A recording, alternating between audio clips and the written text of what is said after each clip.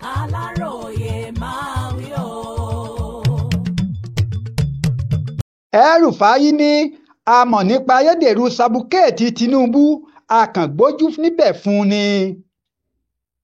Gómìnà ìpínlẹ̀ Kaduna tẹ́lẹ̀ Alhaji El-Rufai ti ní òun àtàwọn olóṣèlú kan táwọn jẹ́ ọmọ orílẹ̀-èdè yìí mọ̀ nípa èrú àti àyídáyidà tó wà nínú sábúkẹ́ẹ̀tì tí ààrẹ Tinubu lòun ní láti iléèwé Chicago lórílẹ̀-èdè Amẹ́ríkà ṣùgbọ́n àwọn kan gbójú níbẹ̀ fún ni.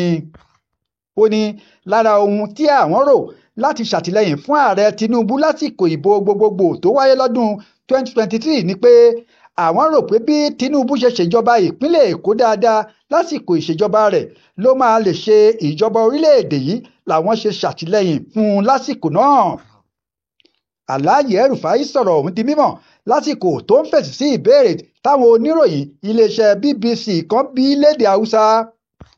Ní ìdáhùn sí ìbéèrè rẹ̀ pé bóyá ó fẹ́ díje dupò ààrẹ orílẹ̀-èdè yìí, Alhaji El-Rufai ní kì í ṣe òun lòun máa sọ nípa rẹ̀ bí kò ṣe ẹgbẹ́ òṣèlú SDP tuntun tóun ṣẹ̀ṣẹ̀ darapọ̀ mọ́ àtàwọn aráàlú ló máa sọ bóyá òun kójú òṣùwọ̀n tó láti díje dupò ààrẹ orílẹ̀-èdè yìí lórúkọ ẹgbẹ́ wọn.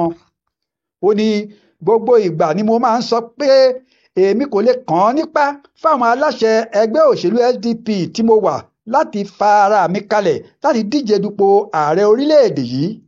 Àwọn ni wọ́n máa sọ bóyá mo ní àwọn ohun àmúyẹ láti díje dupò náà lórúkọ ẹgbẹ́ òṣèlú wọn. Kódà lásìkò tí mo fẹ́ díje dupò gómìnà nípínlẹ̀ Kaduna, àwọn aráàlú ni wọ́n lọ bá ààrẹ Muhammad Buhari pé kó bá mi sọ̀rọ̀ pé kí n dupò náà kó tó di pé mo gbà láti díje. Bẹ́ẹ̀ ò bá gbàgbé, àìpẹ́ yìí ni Alhaji El-Rufai kéde pé ó ti kúrò nínú ẹgbẹ́ òṣèlú APC láti lọ darapọ̀ mọ́ ẹgbẹ́ òṣèlú SDP. Ó ní òun ṣe èyí láti jẹ́ kí èròǹgbà òun wá sí ìmúṣẹ. Ó ní àwọn kan mọ̀ pé ayédèrú sábúkẹ́ẹ̀tì ló wà lọ́wọ́ ààrẹ Tinubu láti iléèwé Chicago lórílẹ̀-èdè Amẹ́ríkà ṣùgbọ́n àmọ́ wọ́n mọ̀ ṣàtìlẹ́yìn fún un ni. Èrò wa ni pé bó bá dépò àṣẹ rẹ̀ á ṣe dáadáa gẹ́gẹ́ bó ṣe ṣe ìpínlẹ̀ Èkó lásìkò ìṣàkóso ìjọba rẹ̀. Ṣùgbọ́n sí ìyàlẹ́nu wa kò rí ojútùú sí ìṣòro tó ń dojúkọ orílẹ̀-èdè yìí. Ó ti já wa kulẹ̀ pátápátá ni. Gbogbo ohun tó ń ṣe yìí kò sí nínú àdéhùn wa. Ojú gbà wá tì fún un látìgbà tí àwọn aṣòfin àgbà l'Àbújá ti kọ̀ láti fòǹtẹ̀ lù ú pé kí Alhaji El-Rufai di mínísítà nínú ìjọba ààrẹ Tinubu ni Alhaji El-Rufai ti ń sọ̀kò ọ̀rọ̀ sí ààrẹ. Adéwálé Adéoyè ló ṣàkójọpọ̀ ìròyìn fún Aláròyé online television.